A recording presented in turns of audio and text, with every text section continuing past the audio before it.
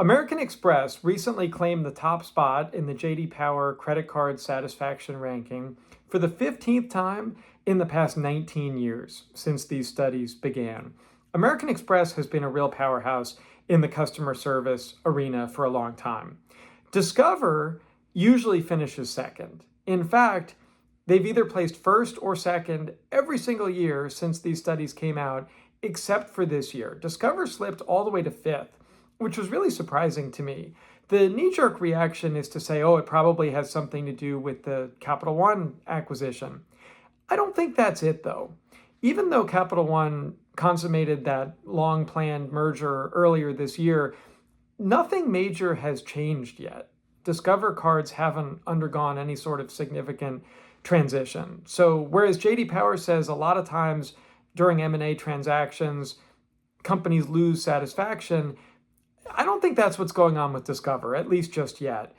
I would attribute it more to macro factors. That was another thing that J.D. Power called out in the report, which is that cardholders who carry balances are feeling worse than those who pay in full. Not particularly surprising, but definitely weighs on Discover because they court prime revolvers by definition. They're talking about customers with good credit scores who tend to carry balances. That's a big part of Discover's strategy. They're also a major cashback issuer. They focus on no annual fee cards.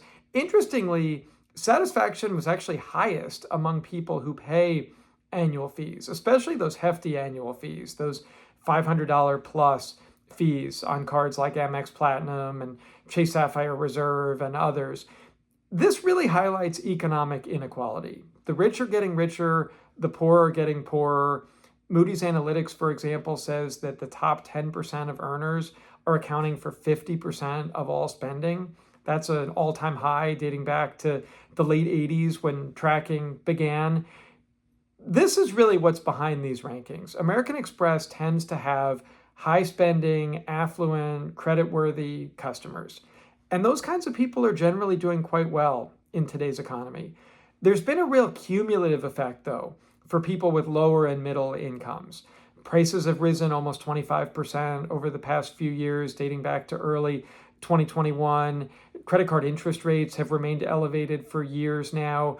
All of that is catching up, and it's leading to less satisfaction for middle and lower income customers, whereas people who can afford to pay $500 or $600 or $700 a year for a credit card, they're spending, they're traveling, they're generally feeling pretty good about things.